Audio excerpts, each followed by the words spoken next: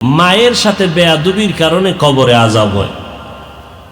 সাহাবায়ে কেরামদের বললেন জান্নাতুল বাকি বড় বরকতের কবরস্থান, যেখানে সাহাবায়ে কেরামের কবর। নবী বললেন মা বেঁচে আছে কিনা খবর নাও, খোঁজ দিয়ে দেখে মা এখনো বেঁচে আছেন। বলে মাকে ডেকে আনো। মাকে খবর দিয়ে নিয়ে আসা হলো। নবীজি নিজে বললেন এরে আম্মা যান, আপনার যুবক ছেলে মরে গেছে। বলে হ্যাঁ, এই আপনার ছেলের কবর। আমি আখিরি নবী, আল্লাহ আমাকে দেখাইছেন কবরের মধ্যে আযাব হয়, না জানি আপনার সাথে কোনো বেয়াদবি করেছে, আপনি দয়া করে মাফ করে দেন। এবার মা চোখের পানি ছেড়ে কান্না করে বলে নবীজি আমি মরিয়া গেল এই সন্তানের ক্ষমা দিতে পারবো না, আমারে যেই কষ্ট দিছে আমি কখনো তারে মাপ দিব না। নবী তো দয়ার নবী, মা সন্তানের কি পরিমাণ মোহাব্বত করেন, এর থেকে আরো বেশি মায়া করে আমার নবী। নবী সহ্য করতে না পেরে বলে মা ক্ষমা করে দাও। বলে না ক্ষমা হবে না, এমন কি বড় অন্যায় করছে মা তুমি ক্ষমা করবা না? মহিলা ডাক দিয়ে কয় নবী এই সন্তান উল্টা পাল্টা পথে চলতো, আমি মা তারে মাঝে মাঝে বুঝাইতাম, বারণ করতাম। একদিন আমার সাথে তর্কে জড়াইয়া একটা পাথর উঠাইয়া আমার মাথার উপরে এমন জোরে মেরেছে, আমি বেহুশ হয়ে পড়ে গেছি, রক্তক্ষরণ হয়েছে। আমার সন্তান আমার মাথা ফাটাইয়া রক্ত জড়াইছে, আমি এই সন্তানকে মাফ করব না। নবী বুঝতে পারলেন এই মহিলা তো আযাব দেখে না, যেই কারণে মনের ভিতরে কষ্ট আসে না। নবী বললেন সাহাবারা আগুন জ্বালাও, লাকড়ি আনো, সন্তানেরে উঠাইয়া এখানে মায়ের সামনে আমি পুরব। যখন আগুন জ্বালানো হলো, লাকড়ি আনা হলো, তখনই মা ডাক দিয়ে বলে কান্না করে নবী খবরদার এই আগুনে জ্বালাবেন আমার সন্তানকে না, আমি মা বরদাস্ত করতে পারবো না, এই আগুনে আমার সন্তানের জ্বালাবেন না। নবী বলেন এর থেকে হাজার হাজার হাজার পাওয়ার গুণ আগুন হলো জাহান্নামের আগুন। মা এই অবস্থা দেখা বলে ও নবী আমি আমার সন্তানের মাফ করে দিলাম। নবীজি বলেন সাথে সাথে তাকায়া দেখলাম কবরের আযাব বন্ধ হয়ে গেছে। ও যুবকেরা, ও বৃদ্ধ বাবাজিরা, ও পর্দার আড়ালের মা বোনেরা, কেমন সন্তান রাখিয়া দুনিয়াতে যাও। ও যুবক, জাহান্নামের ভয়। হযরত ওসমান নবীর 2 মেয়ে বিবাহ করার ভাগ্য অর্জন করেছেন। নবী বলেন ওসমানের দাম কত? সমস্ত নবীরা জান্নাতে একজন বন্ধু পাবে, আমি মুহাম্মদের জান্নাতে বন্ধু হবে আমার ওসমান। সেই ওসমান কবরের কাছে দিয়ে গেলে হাউমাউ করে চিৎকার দিয়া কাঁদেন। ওসমান আপনি কবর দেখে কাঁদেন কেন? বলে মানুষ মরার পরে প্রথম ঘাটি হলো কবর, এখানে গিয়া যদি আটকাইয়া যাই আমার জাহান্নাম ছাড়া উপায় নাই, এই ভয়ে কান্না করি। জান্নাতের টিকিট না পাইছেন আপনারা? জান্নাতের টিকিট যেই মাওলা দিয়েছেন ওই আল্লাহ যদি আবার বেজার হয়ে যায় টিকিট ক্যান্সেল হয়ে যেতে পারে। জান্নাতের সুসংবাদ পাইয়া আবু বকর যদি কাঁদতে পারে, ওমর যদি কান্না করে, ওসমান যদি কান্না করে, ও যুবক একটু চিন্তা করো তোমার আমার নেক আমলের অবস্থা কি? বরং আমি তো বলি রে বাবা, গুনার দিয়ে তাকাইয়া দেখো, গুনার কারণে হাত না পাক, চোখ না পাক, জিহ্বা না পাক, অন্তর না পাক, এই গুনাহ নিয়ে কবরে গেলে কি উপায় হবে বলো? আজকে ঘরের মধ্যে ঘুমাইতে গেলে মশারি টানাও মশার ভয়, ফ্যান চালাও গরমের ভয়। কবরের মধ্যে যেদিন যাইবা ওই কবরে কই পাইবা মশারি, কই পাইবা ফ্যান? যদি গুনাহ নিয়ে কবরে যাও 2 পার্শ্বের মাটির চাপ শুরু হবে, কবরে জাহান্নামের আগুন জ্বলবে। মিথ্যা মনে করিও না রে বাবা। কেউ যদি মনে মনে বলো কবরে কোনো আযাব হবেই না, তাহলে আলহামদুলিল্লাহ তুমিও বাঁচলা আমিও বাঁচলাম। কিন্তু বড় দুঃখ এমন আশেকে রসুল এই প্যান্ডেলে আছে যারা আজকে ফজর পড়ে নাই, জোহর পড়ে নাই, আসর পড়ে নাই, মাগরিব পড়ে নাই, এশা পড়ে নাই। আছে না নাই? আবার বয়ান শুইনা চলে যাবে, বাসায় গিয়া বিছানায় বসে বা শুয়া শুয়া মোবাইলের দিয়ে তাকাইয়া কবিরা গুনাহ করে করে রাত কাটাবে, ফজরের আগে ঘুমায় পড়বে, নামাজ নাই। যার নামাজ নাই ওর কপালে মাওলার দেওয়া বরকতের রিজিক নাই। ও খাইবে ঠিক কিন্তু কিডনির উপরে আঘাত, ও খাবে ঠিক কিন্তু ওর প্রেসার বেড়ে যাবে, খানা খাবে ঠিক পেটে রোগ বেড়ে যাবে, লিভারে সমস্যা বেড়ে যাবে, বরকত হবে না। ভাইরা আমার, বরকতের রিজিক তিনটা দরজা দিয়ে আসবে। আর একটা দরজা এটা মুসলমান বেঈমান সবার জন্য খোলা, সেটা হলো নিজের প্রচেষ্টার মাধ্যমে রিজিক অন্বেষণ করা। কামাই রুজি করো, কষ্ট করো, ব্যবসা করো, চাকরি করো রিজিকের জন্য, এটা মুসলমানের জন্য খোলা, বেদিনদের জন্য খোলা। ব্যবসা করা ইসলামে নিষেধ না, বরং হালাল। আহাল্লাল্লাহুল বাইআ ওয়া হারামার রিবা। আল্লাহ বলেন আমি ব্যবসাকে হালাল করেছি, সুদ হারাম করেছি। ব্যবসা করো, আমার নবী ব্যবসা করেছেন, আবু বকর ব্যবসা করেছেন, ওমর ব্যবসা করেছেন, হযরত ওসমান ব্যবসা করেছেন, হযরত আলী ব্যবসা করেছেন রাদিয়াল্লাহু আনহুম আজমাইন। চাকরিও তারা করেছেন। ব্যবসা করো, ব্যবসা করা ভালো। তুমি অল্প টাকায় ব্যবসা করো, তুচ্ছ মনে করার কিছু নাই। কারণ যে যতটুকু চেষ্টা করবে আল্লাহ তারে ওই পরিমাণ বরকত দিবে। তবে হালাল ভাবে চেষ্টা করো, আল্লাহ বরকতের রিজিক পৌঁছায় দিবে। কিন্তু মুসলমান এই চেষ্টার রাস্তায় পড়িয়া ওই যে তিনটা বরকতের দরজা আছে এটারে ছাড়িও না। নামাজের পথ ছাড়িয়া, তাকওয়ার পথ বাদ দিয়া, ইস্তেগফারের পথ বাদ দিয়া, এরপরে দিনরাত 24 ঘন্টা ব্যবসা বাণিজ্য নিয়ে পড়ে থাকবা, নামাজ নাই, ইস্তেগফার নাই, তাকওয়া নাই, এতে বরকত হবে না, আল্লাহ বেজার হয়ে যাবে। ও যুবকেরা, ও বৃদ্ধ বাবাজি, পর্দার আড়ালের মা বোনেরা, আজকে আপনারা বয়ান তো সবই জানেন, এখন বাকি রইল আমলের, বাকি রইল মানার।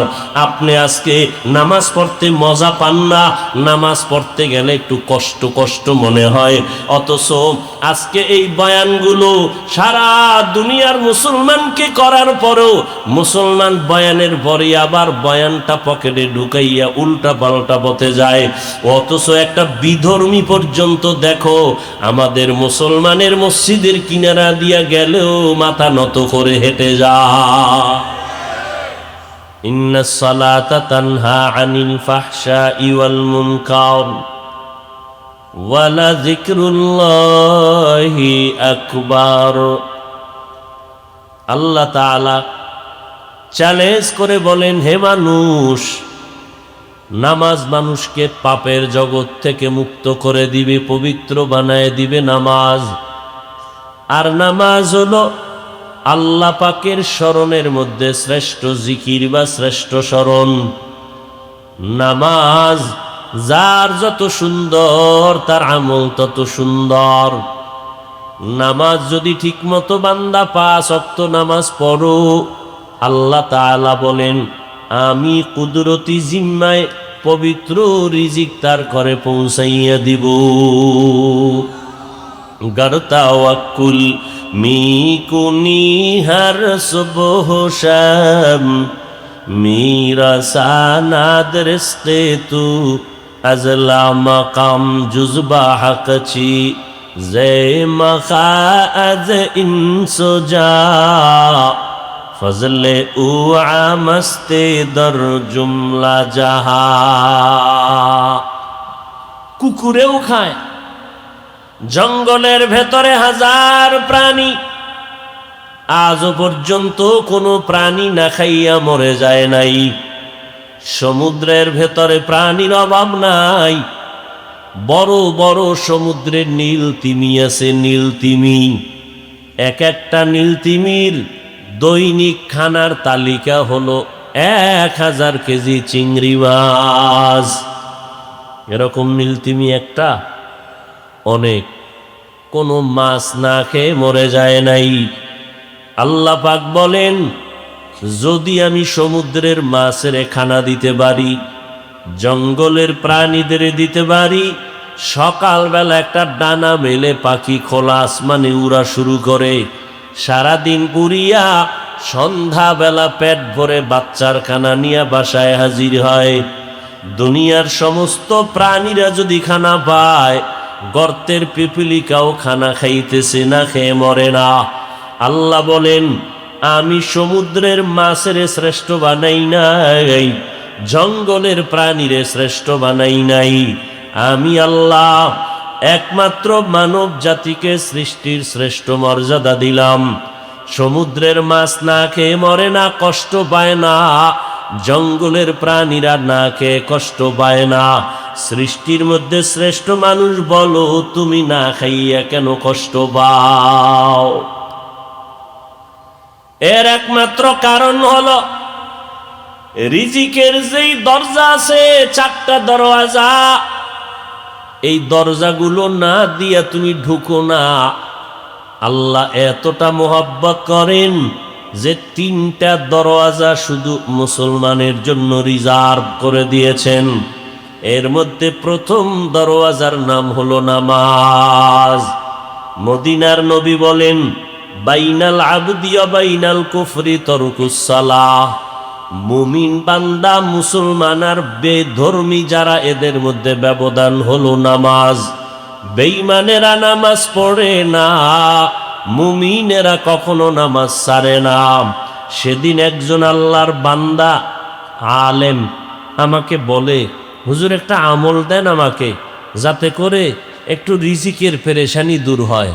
আমি বললাম, অজান্তেই আমি বললাম যে কিচ্ছু দরকার নাই, 5 বেলার নামাজ ঠিক মতো জামাতে পড়ো, রিজিক দৌড়ায় আসবে তোমার কাছে। মাকুন সুসুতি নামাজে পাঞ্জে গানা, ফাওয়াইলুল লিল মুসাল্লিনাল্লাযীনা মুমিনারা ই নামাজে ইমদাদে দা ইস্তাঈনু আয়াতে কুরআবাখা আয়াতে কদ আফলাহারা ইয়াদেকুন গৌর কুন্দর মানিয়াজ দিল সাদেকুন। আল্লাহ পাক পশুকে ভালো মন্দ যাচাই করার আকল দেন নাই, আল্লাহ দিছেন মানুষকে। মানুষ সৃষ্টির শ্রেষ্ঠ। কেন? 24 ঘন্টা তসবিহ নিয়ে আল্লাহ আল্লাহ করবেন এই জন্য না, অল টাইম আল্লাহর গুণগান তো ফেরেশতারাও করে, ফেরেশতারাও তো করে, কিন্তু ফেরেশতা তো শ্রেষ্ঠ না, শ্রেষ্ঠ তো মানুষ। কেন? ফেরেশতারা অল টাইম আল্লাহর তাসবিহ পড়ে। শুধু ফেরেশতারা না, জমিনের এমন কোন বস্তু নাই, গাছ আল্লাহর তাসবিহ পড়ে, মাছ আল্লাহর তাসবিহ পড়ে, এমন কোন বস্তু নাই কোরআনের আয়াতে আল্লাহ বলেন যারা আল্লাহর তাসবিহ পড়ে না। আসমান ও জমিনের মধ্যে সব বস্তু আমার আল্লাহর তাসবিহ পড়ে, কিন্তু মানুষ তোমাদের আকল নাই বুঝার মতো, তোমরা বুঝবা না। গাছ দাঁড়াইয়া আল্লাহর তাসবিহ পড়ে, মাছ পানির ভিতরে আল্লাহর তাসবিহ পড়ে। এরে নবীরা আশেক, ফেরেশতারা আল্লাহর তাসবিহ পড়ে, 1 সেকেন্ডের জন্য কখনো তাসবিহ বন্ধ করে না, গুনাহও করে না। গুনাহ করবে দূরের কথা, গুনাহ কি জিনিস ফেরেশতারা বুঝেই না। আর মানুষ তুমি এত দামি, ফেরেশতারা নূরের সৃষ্টি, সব সময় আল্লাহর গুণগান গায়ার পর শ্রেষ্ঠ না। মানুষ তুমি এত দামি কেন? বলে বান্দা তোমার সামনে বেগানা দাঁড়ায় গেছে, তোমাকে ডাকতেছে, মনের আশা পূরণ করবে, তোমার সুযোগ আছে। এরপরেও যদি তুমি আল্লাহর আযাবের ভয়ে তুমি যদি বলো অসম্ভব, আমি গুনার মধ্যে যাব না, কারণ আল্লাহ তাআলা গুনার সাজা বুঝার মতো ক্ষমতা আল্লাহ মানুষকে দিয়েছেন। গুনার মজা কেমন তাও বুঝার ক্ষমতা আল্লাহ মানুষকে দিয়েছেন। মানুষ গুনার মজা পাইয়া সাজার ভয়ে যদি বলে আমি গুনাহ করব না, আল্লাহ কয় নবী জানায় দেন এই মানুষটা শুধু ফেরেশতার মতো না, আমার আদালতে ফেরেশতার থেকেও তার সম্মান অনেক বেশি। ফেরেশতার থেকেও সম্মান বেশি। ফেরেশতারা গুনাহ করবে দূরের কথা, গুনাহ চিনেই না। আর মানুষ তুমি গুনাহ শুধু চিনোই না, গুনাহ করলে মজা কি তাও জানো, মজার পরে সাজাটা কি হবে তাও বুঝো। এই মজা পাইয়া সাজার ভয়ে যারা গুনাহ ছেড়ে দিবে, আল্লাহ বলেন আমি তার মর্যাদা সবার ঊর্ধ্বে দিবে এতটুকু না, আমি তাকে বিনা হিসাবে জান্নাত দিয়ে দিব। আতিনা ফি দারে দুনিয়া না হাসান, আতিনা ফি দারে দুনিয়া না হাসান, আতিনা ফি দারে উকবা না হাসান, ইয়া গিয়াসাল মুস্তাগীসিন ইহদিনা লাফতিখারা বিল উলুমে ওয়াল গিনা।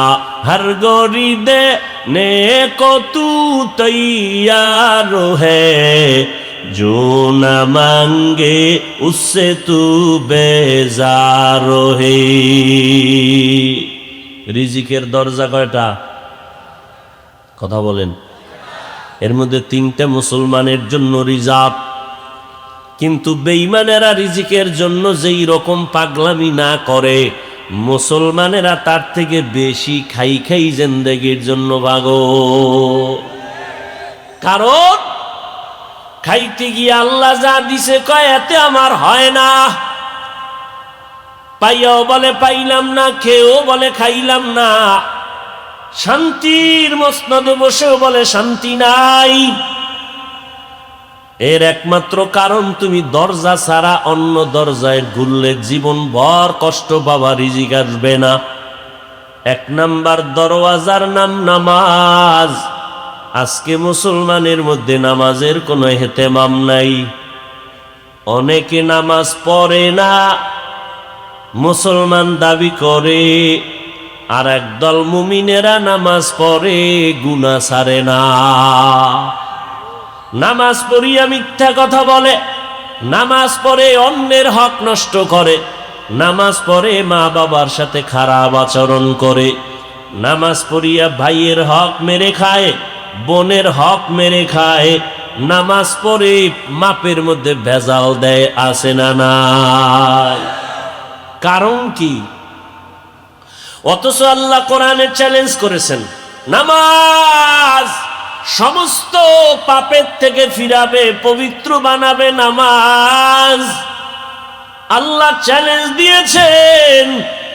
প্রশ্ন বড় জটিল, আল্লাহর গোলাম মুসলমান দাবি করে কেন নামাজ পড়ে না, আর নামাজিরা কেন গুনাহ ছাড়ে না? তো আল্লাহর ওয়াদা গেল কই? আল্লাহর তো ওয়াদা, চ্যালেঞ্জ করা ওয়াদা, নামাজ পড়বে তো জীবনে গুনাহ করবে না।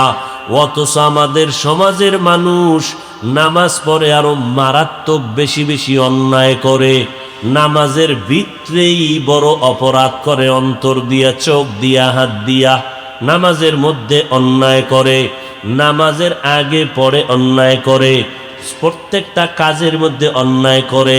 অথচ নামাজ হলো বান্দা তোমার আসল রিজিকের দরওয়াজা। 5 বেলার নামাজ ঠিকমতো বা জামাত আদায় করো তাকবীরুল্লাহর সাথে, আল্লাহ ফেরেশতার মাধ্যমে রিজিক তোমার ঘরে পৌঁছায় দিবে। কোটি টাকার মধ্যে বরকত নাই, আল্লাহ যদি অল্প দেয় এর ভেতরে অনেক বরকত। আমরা নামাজ পড়িয়ার পরও কেন রিজিকে কষ্ট পাই? এরপরও কেন ব্যবসায় এত ঝামেলা, এত পেরেশানি? এর একমাত্র কারণ, যেইভাবে নামাজ আদায় করা দরকার ওইভাবে আমরা নামাজ পড়ি না। এ বিষয়ে যদি শুধু আলোচনা করি নামাজ নিয়ে রাত পার হয়ে যাবে। নামাজটা যেইভাবে পড়া দরকার পড়ি না। সেম ঘটনা রসুলের যুগে একজন নব মুসলিম নবীর হাতে কালেমা পড়ে মুসলমান হয়ে গেলেন। নবী বললেন, ঈমান আনার পরে প্রথম কাজ হলো নামাজ। অনব মুসলিম, আপনি সময় মতো কমপক্ষে 5 বেলার নামাজ আদায় করবেন। আল্লাহর বান্দা নতুন মুসলমান সময় মতো নামাজ আদায় করে, কিন্তু আশ্চর্য, নামাজ পড়িয়া বাইরে গিয়া অপরাধ করে। আল্লাহর নবীর কাছে কয়েকজন সাহাবা তার ব্যাপারে অভিযোগ পেশ করলেন, পয়গম্বর, অমুক মুসলমান নতুন মুসলমান হইয়া নামাজ পড়ে বাইরে গিয়া গুনার কাজও করে। নবীর আদত ছিল, অভ্যাস, একটা অভিযোগ শোনা মাত্রই প্রতিবাদ করতেন না, কোনো আওয়াজ দিতেন না। একটার উপরে 3 বার যখন আসতো কথা, এরপরে নবী জবান মোবারক খুলে একটা কথা বলতেন। একবার অভিযোগ দিল, নবী চুপ, কিছু বললেন না। কিছুদিন পরে আবার একই অভিযোগ। পয়গম্বর, নতুন মুসলমান কালেমা পড়ে নামাজ পড়ে আবার বাইরে গিয়া অপরাধ করে। নবী এবারও চুপ হয়ে গেলেন, কোনো কথা বললেন না। তৃতীয়বারে সাহাবায়ে কেরাম আবার একই অভিযোগ দিলেন, ইয়া রাসূলুল্লাহ, একজন নতুন মুসলমান মসজিদে নববীর মধ্যে নামাজ পড়ে আবার বাইরে গিয়া অন্যায় করে। কয়বার হলো অভিযোগ? 3 বার। এবার রহমতের নবী কয়, আপনারা সাহাবায়ে কেরাম নব মুসলিম রে কিছু বলবেন না। ওর নামাজ যেদিন ঠিক হয়ে যাবে, ওই দিন সে গুনাহমুক্ত হয়ে যাবে। তাহলে বুঝা গেল, নামাজ যা পড়তেছে, নামাজ ঠিক মতো পড়ে না, বা যেইভাবে পড়া দরকার ওভাবে নামাজ পড়ে না। আমরা নামাজ পড়ি ঠিকই, নামাজটা যেইভাবে পড়লে আল্লাহ খুশি হবেন ওভাবে পড়ি না। নামাজ পড়তে যাই, চেয়ারম্যান সাহেব যদি আপনাকে ডাকেন, 1 ঘন্টার জন্য আসো, তোমাকে পুরস্কার দেয়া হবে,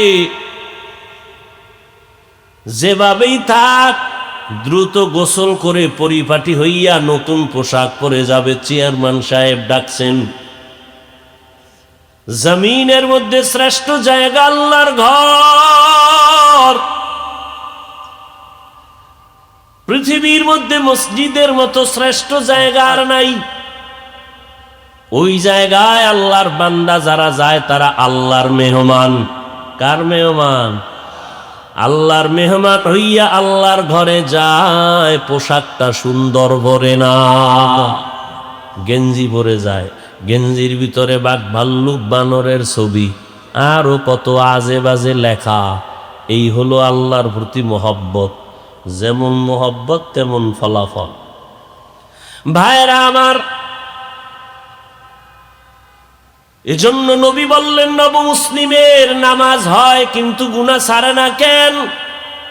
বলে নামাজ যেদিন ঠিক হবে সেদিন সে গুনাহমুক্ত হয়ে যাবে। নামাজ যেইভাবে পড়া দরকার ওইভাবে পড়ি না, নামাজ ভঙ্গ হয়ে যায় 19টা কারণে। এর মধ্যে প্রথম কারণ, যদি কেরাত অশুদ্ধ হয় নামাজ হবে না। কয়জন আল্লাহর বান্দা চিন্তা করে দেখছি আমার আলহামদু সূরাটা শুদ্ধ হয় কিনা, আত্তাহিয়াতু পরিশুদ্ধ হয় কিনা, কোনো খবর নেই। বরং ইমাম সাহেবের পেছনে নামাজ পড়ে, আজকে জুমাবার, মসজিদে ঢুকছেন, খতিব সাহেব বয়ান করলেন, সময় পেয়েছে তো আগে 4 রাকাত পড়েছে, সালামটা ফিরানো মাত্র দৌড়। সালামের পরে যে আরো 4 রাকাত পড়তে হবে, না পড়লে গুনাহ হবে। খবর নাই, সালাম ফিরাইতে না ফিরাইতে খতিব সাহেব পেছনে তাকায় দেখে 3 তলা মসজিদ খালি।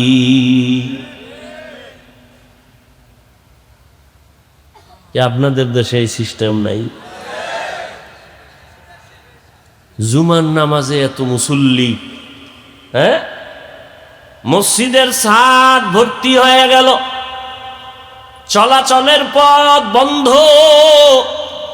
এত মানুষ, কমিটির সভাপতি সেক্রেটারি বলেন, এই মুসল্লি সাহেবরা টাকা বাড়ায় দেন, জায়গা বাড়াতে হবে, মুসল্লি বেড়ে গেছে। এত মুসল্লি জুমার সময় এরা কোথার থেকে আসলো? সব কাওরান বাজার থেকে আসছে। কি বলেন? এলাকারই যদি হয় তারা ফজরের সময় কইছিল মসজিদে কেন আসে নাই, আবার জুমার সালাম ফিরাইয়া চলে গেল, আসরের সময় কই? অথচ যাকেই জিজ্ঞাসা করব, ভাই নামাজ কয় ওয়াক্ত? কয় 5। লাগবে নি? কাহা কতদিন? কয় প্রতিদিন। মাঝে মাঝে 2-1 ওয়াক্ত না পড়লে সমস্যা হবে নি? বলে হবে। সব জানুরে যুবক, তোমার মতো যুবক হযরত আলী, যেই আলী মাত্র 10 বছর বয়সে রসুলের হাতে কালেমার পতাকা ধরলেন। আল্লাহ তাআলা আলীকে তো মর্যাদা দান করেছেন। একজনে জিজ্ঞাসা করে, আলী তুমি যে সেজদা করো মাওলারে আল্লাহরে করো, বলো তুমি সে আল্লাহরে কোনোদিন দেখছনি?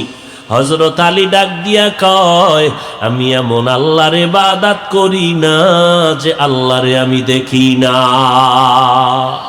তেরা আয়না আলো মে রঙ্গ বু হে, তেরা আয়না আলো মে রঙ্গ বু হে, जिधर देखता हो उधर तू ही तू है। আমার তেলাওয়াতকৃত আয়াতে আল্লাহ বলেন, সাহায্য প্রার্থনা করো, কারণ তুমি দুর্বল। খানার বেলায় দুর্বল, ঘুমের বেলায় দুর্বল, হাঁটার বেলায় দুর্বল। এরে আল্লাহর গোলাম, আমি তো বলি যে যত টাকাওয়ালা সে তত বেশি দুর্বল, যে যত বড় ধনী সে তত বড় দুর্বল। কি? গরিব মানুষ জামা ময়লা লাগছে একা ধুইয়া নিছে, ধনী নিজের জামা কাপড় নিজে ধুইতে পারে না। কই ফকিন্নির মাইয়া বলা, তাড়াতাড়ি আমার জামাটা ধুইয়া দে, বেতন নে। যদি গরিবের মাইয়া বলারা কয় বড় লোকের বাড়ি কাজ করব না, বড় লোকের টাইলস মোজাইক করা 5 তলা বিল্ডিংটা গরুর গোয়াল ঘর হয়ে যাবে 1 মাসের ভেতরে।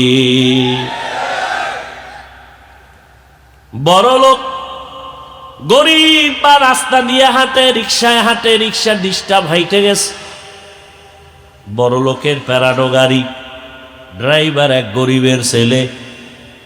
হঠাৎ গাড়ি নষ্ট হয়ে গেল, ড্রাইভার বলে, স্যার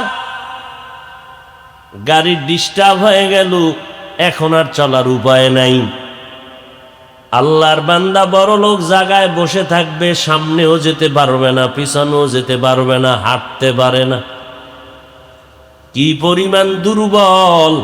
আল্লাহ বলেন, আমি তোমাদের দুর্বল করে বানাইছি, অতএব সাহায্য ছাড়া চলতে পারবা না। তবে সাহায্য তুমি উল্টা দরজায় চাইলে হবে না, সাহায্য যদি চাও আমার মাওলার কাছে চাইতে হবে। কারণ দুনিয়ার কারো কাছে যদি সাহায্য চাও, সব হলো স্বার্থপর, নিজের স্বার্থে আঘাত লাগলে তোমারে চিনে না। দুনিয়ার সবাই অভাবী। এই সোনার বাংলায় তাকাইয়া দেখছো, স্বার্থের টানে মা বাবা সন্তানের জবাই করে ফেলেছে, সন্তান মা বাবারে জবাই করেছে, ভাই ভাইকে জবাই করেছে। ঠিক নি? এই ঘটনা ইন্ডিয়ায় না বাংলাদেশে? এরে আল্লাহর গোলাম, দুনিয়াতে স্বার্থ ছাড়া কেউ নাই। স্বার্থ যদি খুঁজা দেখো মোটেও নাই, একজনের মধ্যে পাইবা, তিনি হলেন আমার আল্লাহ। ওই আল্লাহ কয় সাহায্য চাও, রাস্তা 3টা তোমাদের জন্য রিজার্ভ। 4 রাস্তা আছে রিজিকের, এর মধ্যে 3টা তোমাদের জন্য মুমিন। 1 নাম্বার রাস্তার নাম হলো নামাজ। ইস্তাঈনু বিসসবরি ওয়াসসালাহ। এক নাম্বার রাস্তা নামাজ। ধৈর্যের সাথে নামাজের মধ্যে দৌড়াও, আমি আল্লাহ সাহায্যের রাস্তা খুলে দিব। নামাজ যার যত সুন্দর তার আমল তত সুন্দর, তার আখলাক তত সুন্দর, তার লেনদেন তত সুন্দর। যত বড় হুজুর হোক না কেন, যদি দেখেন উল্টা পাল্টা, এর একমাত্র কারণ নামাজে উল্টা পাল্টা হওয়ার কারণ। নামাজ 5 ওয়াক্ত নামাজ কম্পালসরি পড়ো, রিজিক অল্প আসবে কিন্তু বরকত অনেক বেশি হবে। আল্লাহ যদি রিজিকে বরকত নাই দিতেন, তাহলে মাদ্রাসায় পড়ায় মসজিদের ইমাম সাহেব অল্প টাকা দিয়ে কেমনে চলে? আল্লাহ বরকত দেয়, এজন্য চলে। এক নাম্বার রিজিকের রাস্তার নাম নামাজ। নামাজের মাধ্যমে রিজিক তালাশ করো। 2 নাম্বার রাস্তার নাম ইস্তেগফার। বেশি বেশি ইস্তেগফারের আমল করো। আল্লাহর নবী বলেন, ইস্তেগফারের আমল যদি করো, আল্লাহ তাআলা এমন জায়গা দিয়া তোমার রিজিক দিয়া দিবেন, তুমি জানতেও পারবা না কোথা থেকে আসছে। ইস্তেগফারের আমল কমপক্ষে 300 বার আস্তাগফিরুল্লাহাল আযীম, আস্তাগফিরুল্লাহাল আযীম, আস্তাগফিরুল্লাহাল আযীম। 500 বার? 300 বারে 3 দিন লাগবে পড়তে, মাত্র 5-10 মিনিটের বেশি লাগবে না। 5 মিনিটে 300 বার ইস্তেগফার পড়ো। যার আমল নামায় যত বেশি ইস্তেগফার থাকবে, কিয়ামতের ময়দানে আল্লাহ তাকে জান্নাতের দরজা তত তাড়াতাড়ি খুলে দিবেন। ইস্তেগফার বড় দামি। আমার নবীর কোনো গুনাহ নাই, আছে? এই যুবকেরা বলো, নবীর গুনাহ আসেনি? কারণ একথা বারবার আপনাদের ওয়াদা করতে হবে, সমস্ত নবীরা বেগুনাহ মাসুম। কারণ এই জমিনের মধ্যে কিছু মুনাফিক, এরা বলে নবীরা অপরাধ করেছেন। আহলে সুন্নাত ওয়াল জামাতের বিশুদ্ধ আকীদা, সমস্ত নবীরা বেগুনাহ মাসুম। আমার নবীর কোনো গুনাহ নাই, আমার নবীর দুনিয়ার কোনো লোভ নাই। আমার নবী এত পবিত্র নবী, সেই নবীও প্রতিদিন 70 বার ইস্তেগফারের আমল করেছেন। রিজিক লাগবে নি? ও ভাই, রিজিক লাগবে নি? তা রিজিকের দরজা দিয়ে রিজিক খুঁজতে হবে, না হয় বরকতওয়ালা রিজিক পাবেন না। নামাজের দরজা দিয়া রিজিক খুঁজো, ইস্তেগফারের আমল দিয়া রিজিক খুঁজো। আরবের ভেতরে একজন ধনাঢ্য নারী, বড় ধনী নারী, রাস্তা দিয়ে যায়, উম্মে জাফর তার নাম। যাওয়ার পথে 2 পার্শ্বে 2 ভিক্ষুক, অন্ধ, চোখে দেখে না। 2 জনে চিল্লাইয়া ভিক্ষা চায়। একজনে ভিক্ষা চাওয়ার হেডিং দেয়, ও দয়ার মালিক, তুমি মেহেরবানি করে তোমার ফজল ও করমে রিজিকের ব্যবস্থা করো। আর এক পার্শ্ব থেকে আর এক অন্ধ কয়, উম্মে জাফরের বরকতে তুমি রিজিক দাও। উম্মে জাফর, জাফরের মা বড় ধনী, তার মাধ্যমে রিজিক দাও। উম্মে জাফর ধনী নারী, 2 অন্ধকে ভিক্ষা দেয়। ওই যে কয় আল্লাহ তোমার ফজলে রিজিক দাও, তারে 2 টাকা দিয়া চলে যায়। আর যে কয় উম্মে জাফরের মাধ্যমে রিজিক দাও, তারে একটা বুনা মুরগির গোশত দিয়া চলে যায়। বুনা একটা মুরগি দেয়। এইভাবে দিতে দিতে 10 দিন পর একটা পরীক্ষা নিল। উম্মে জাফর, আমি যে তোমাদের ভিক্ষা দেই তার পরীক্ষাটা নেই। যে উম্মে জাফরের মাধ্যমে রিজিক চায়, এই অন্দরে সে আবার করে কি? আমি মুরগি দিয়া কি করুম? ওরে 2 টাকা দেয়, আমি মুরগিটা ওর কাছে বিক্রি করি, 2 টাকা নিয়ে যাই। মুরগি বিক্রি করে, বুনা মুরগি 2 টাকা নিয়ে যায়। 10 দিনে কয় টাকা হয়েছে বলেন? 20 টাকা হয়েছে। উম্মে জাফর যারে মুরগি দেয় তারে কয়, তোমার কাছে 100 টাকা আছে, কই দাও? অন্ধ কয়, লা হাওলা ওয়ালা কুওয়াতা ইল্লা বিল্লাহ, আমার কাছে 1 টাকাও নাই, পাইছি মুরগি 2 টাকায় বিক্রি করেছে। উম্মে জাফর কয়, কপাল বড় খারাপ। এটাই মাওলায় দেখায়, যারা মাওলার মাধ্যমে রিজিক চায় তাদের রিজিক যদি অল্প কিন্তু বরকত। আর তুমি উম্মে জাফরের মাধ্যমে চাইছো, তোমার রিজিকে বরকত নাই। বলে কেমনে?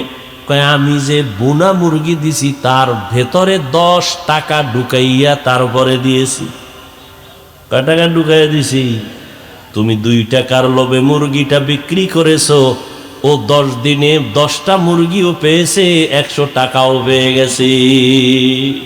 গর্তাওয়াকুল মিকুনি হর সুবহ শাম, মিরাসানাত রিজকে তু আজলা মাকাম, জুজবা হকচি জেমখা আজ ইনসুজা, ফজলে উ আমস্তে দর জুমলা জাহা। রিজিকের 3 নম্বর দরওয়াজার নাম তাকওয়া। ওয়ামান ইয়াত্তাকিল্লাহ, যারা আল্লাহরে ভয় করবে, আল্লাহ বলেন আমি তার জন্য কুদরতি ভাবে রিজিকের দরজা খুলে দিব। আল্লাহর ভয় তাকওয়া। তাকওয়া মানে বেশি বেশি জিকির করা না, বেশি বেশি নেক আমল করা না। তাকওয়া মানে হলো বেশি সওয়াবের কাজ করার নাম তাকওয়া না। তাকওয়ার মানে হলো গুনাহ থেকে নিজেকে বাঁচাইয়া রাখো, তার নাম হলো তাকওয়া। এরে নবীর উম্মতের দল, বয়ান শুনলে সারা রাত করা যাবে, শোনা যাবে, আমলের খাতা যদি শূন্য হয় কি লাভ হবে? এই কোরপাই স্কুলের ময়দান, এত মুসলমান, কিন্তু বড় দুঃখ, এমন আশেকে রসুল এই প্যান্ডেলে আছে যারা আজকে ফজর পড়ে নাই, জোহর পড়ে নাই, আসর পড়ে নাই, মাগরিব পড়ে নাই, এশা পড়ে নাই। আছে না নাই?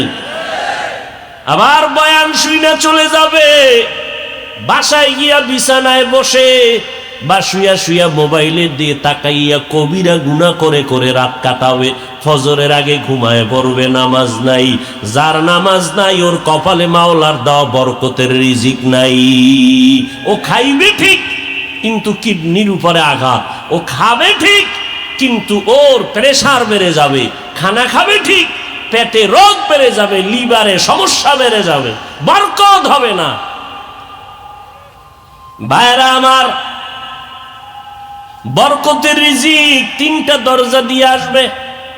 আর একটা দরজা, এটা মুসলমান বেঈমান সবার জন্য খোলা, সেটা হলো নিজের প্রচেষ্টার মাধ্যমে রিজিক অন্বেষণ করা। কামাই রুজি করো, কষ্ট করো, ব্যবসা করো, চাকরি করো রিজিকের জন্য, এটা মুসলমানের জন্য খোলা, বেদিনদের জন্য খোলা। ব্যবসা করা ইসলামে নিষেধ না, বরং হালাল। আহাল্লাল্লাহুল বাইআ ওয়া হারামার রিবা। আল্লাহ বলেন আমি ব্যবসাকে হালাল করেছি, সুদ হারাম করেছি। ব্যবসা করো, আমার নবী ব্যবসা করেছেন, আবু বকর ব্যবসা করেছেন, ওমর ব্যবসা করেছেন, হযরত ওসমান ব্যবসা করেছেন, হযরত আলী ব্যবসা করেছেন রাদিয়াল্লাহু আনহুম আজমাইন। চাকরিও তারা করেছেন। ব্যবসা করো, ব্যবসা করা ভালো। তুমি অল্প টাকায় ব্যবসা করো, তুচ্ছ মনে করার কিছু নাই, কারণ যে যতটুকু চেষ্টা করবে আল্লাহ তারে ওই পরিমাণ বরকত দিবে। তবে হালাল ভাবে চেষ্টা করো, আল্লাহ বরকতের রিজিক পৌঁছায় দিবে। কিন্তু মুসলমান এই চেষ্টার রাস্তায় পড়িয়া ওই যে 3টা বরকতের দরজা সেটারে ছাড়িও না।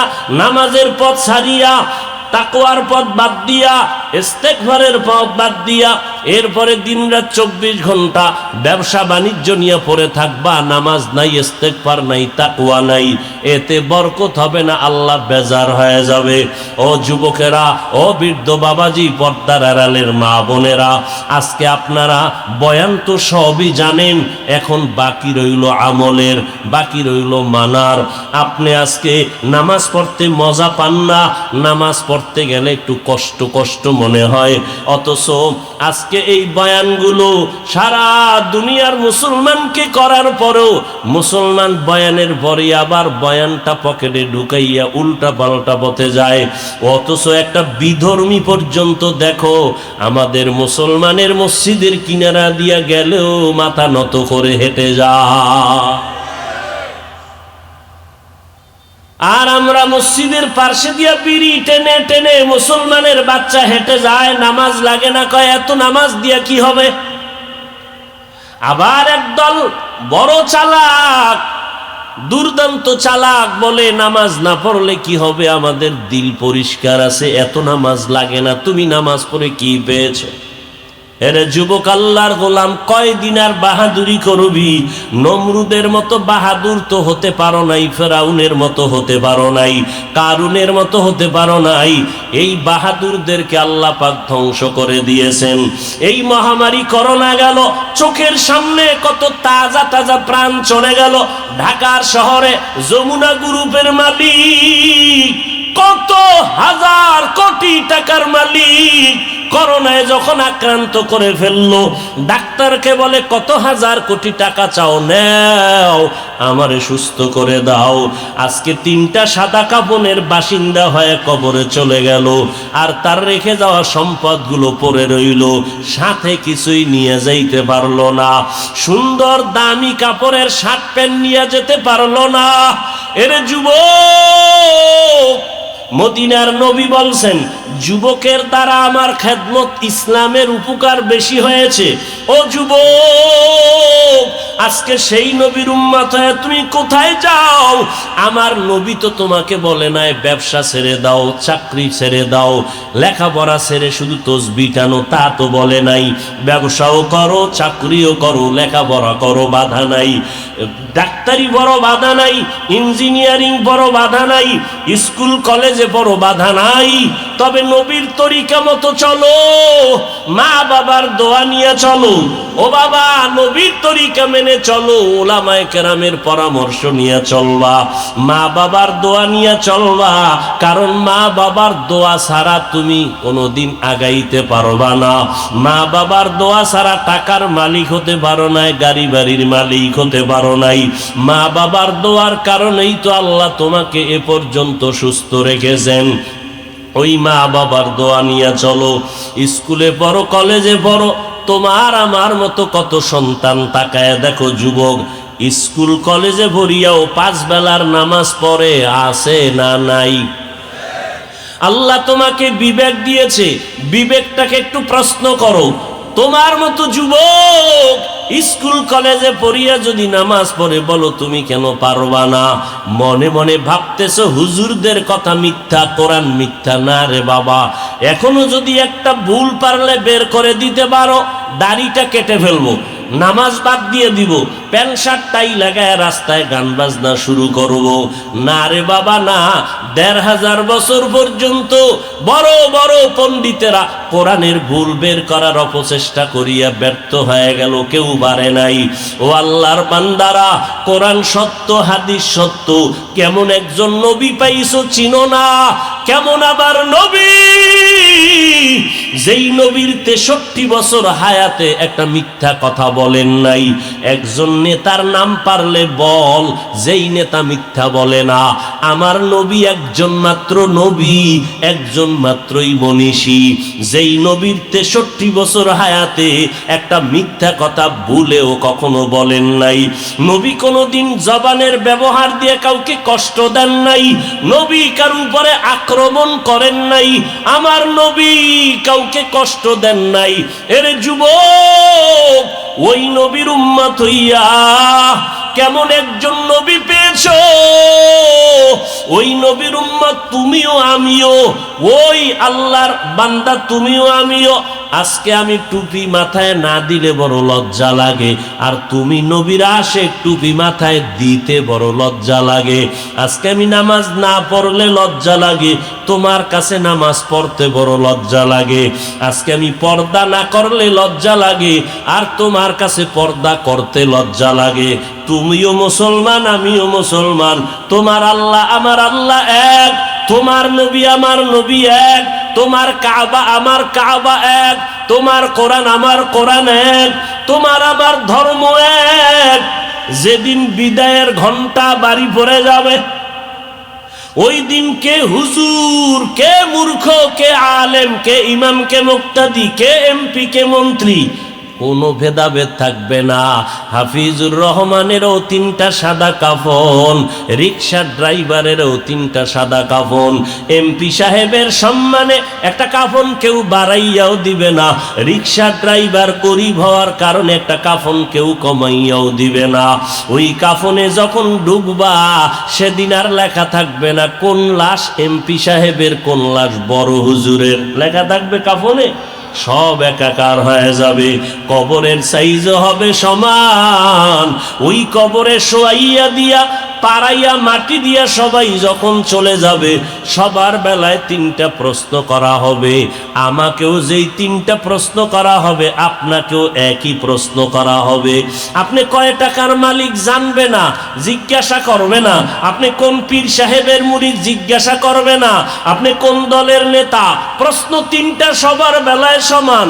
রবের পরিচয় দাও, ধর্মের পরিচয় দাও, রহমাতুল্লিল আলামিনের পরিচয় দাও। নবী বলেন এই 3টা প্রশ্নের জবাব যারা দিতে পারবে, তাদের কবর হবে জান্নাতের টুকরা, আর যারা দিতে পারবে না, তাদের কবর হবে জাহান্নামের গর্ত। কারা পারবো? আমরা হুজুরেরা? গ্যারান্টি নাই।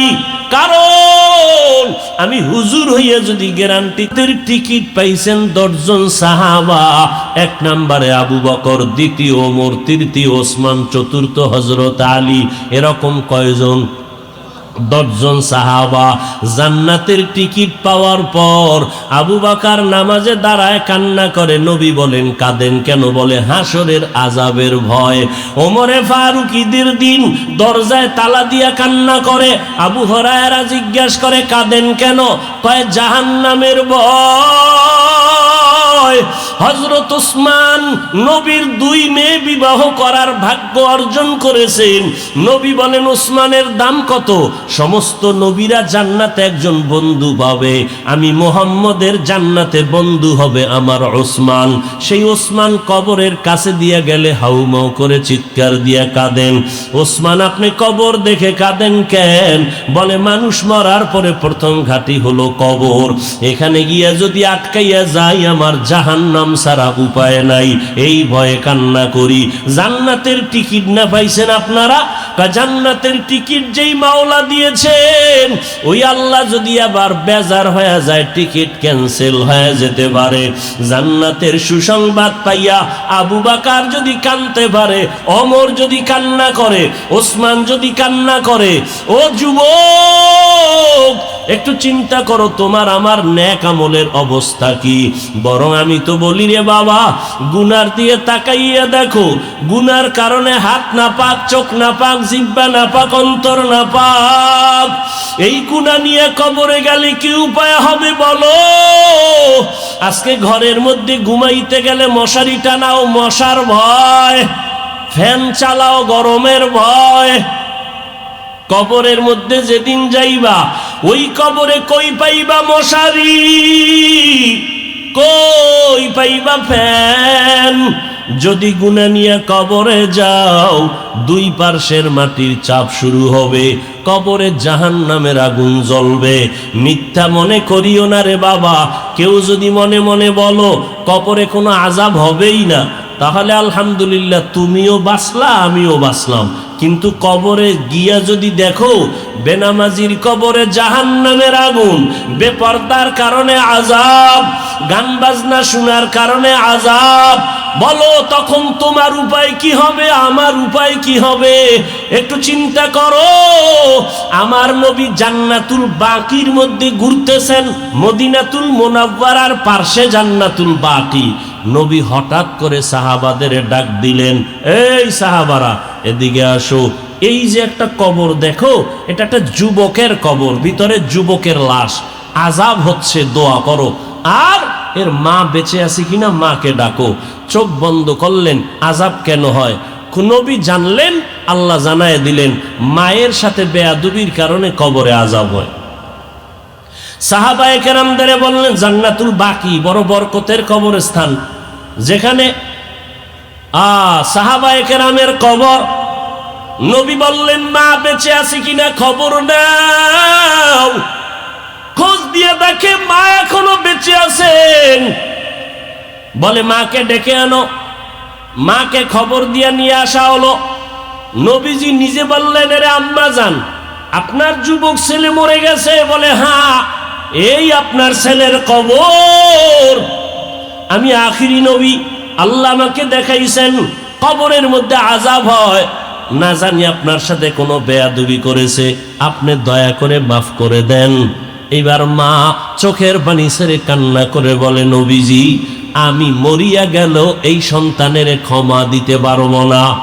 আমারে যেই কষ্ট দিছে আমি কখনো তারে মাপ দিব না। নবী তো দয়ার নবী, মা সন্তানের কি পরিমাণ মোহাব্বত করেন, এর থেকে আরো বেশি মায়া করে আমার নবী। নবী সহ্য করতে না পেরে বলে, মা ক্ষমা করে দাও। বলে না, ক্ষমা হবে না। এমন কি বড় অন্যায় করছে মা তুমি ক্ষমা করবা না?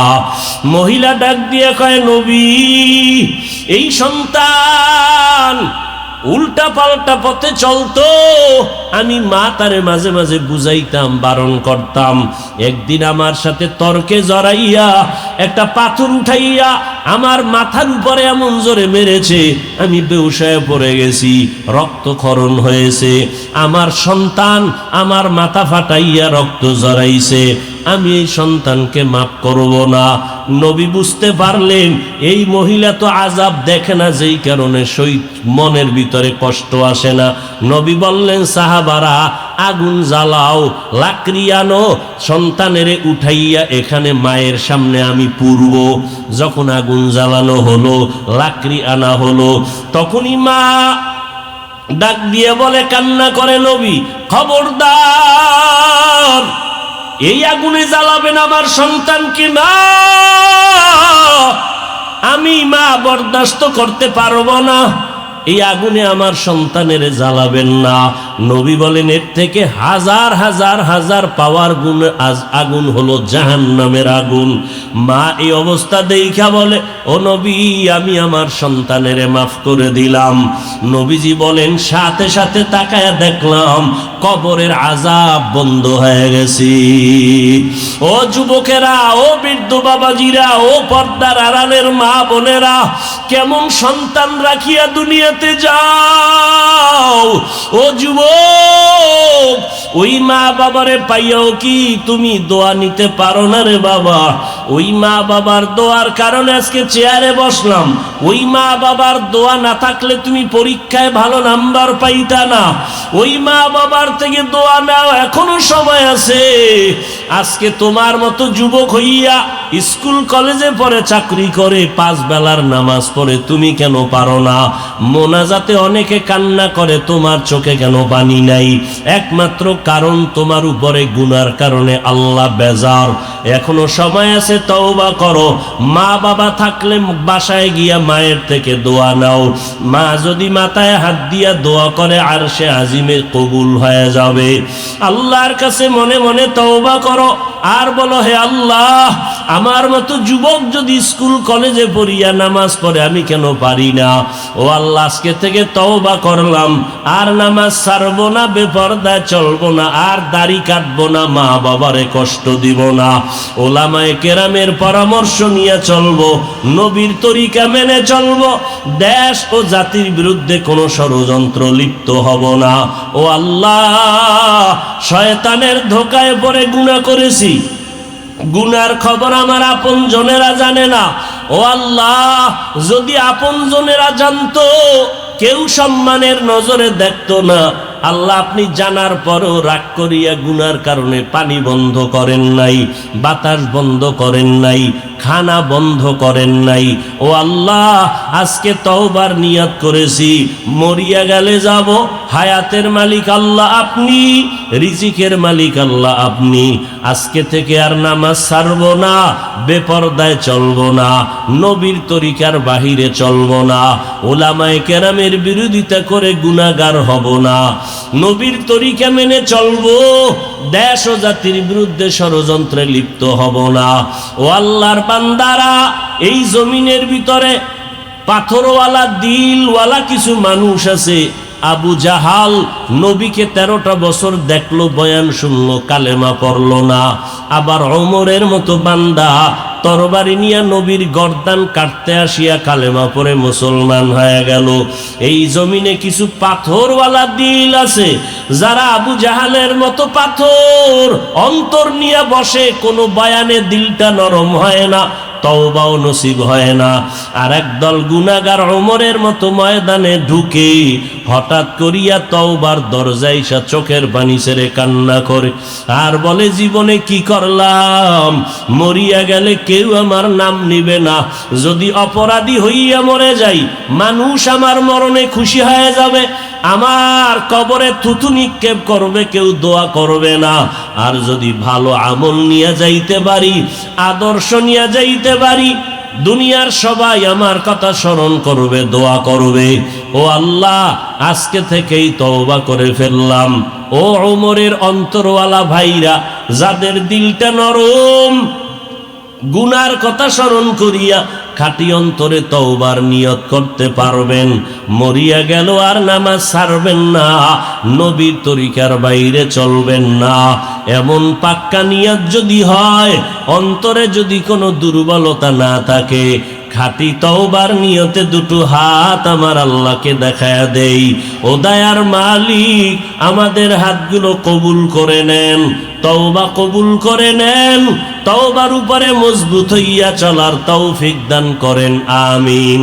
আলহামদুলিল্লাহি রাব্বিল আলামিন, ওয়াসসালাতু ওয়াসসালামু আলা সাইয়্যিদিল আম্বিয়া ওয়াল মুরসালিন ওয়া আলা আলিহি ওয়া আসহাবিহি আজমাইন, ইয়া আরহামার রাহিমিন, ইয়া আরহামার রাহিমিন, ইয়া আরহামার রাহিমিন। রব্বিরহামহুমা কামা রব্বায়ানি সগীরা। আল্লাহুম্মা ইন্নাকা আফুউন কারীম তুহিব্বুল আফওয়া ফা'ফু আন্না। আল্লাহুম্মা ইন্না নাসআলুকা রিজা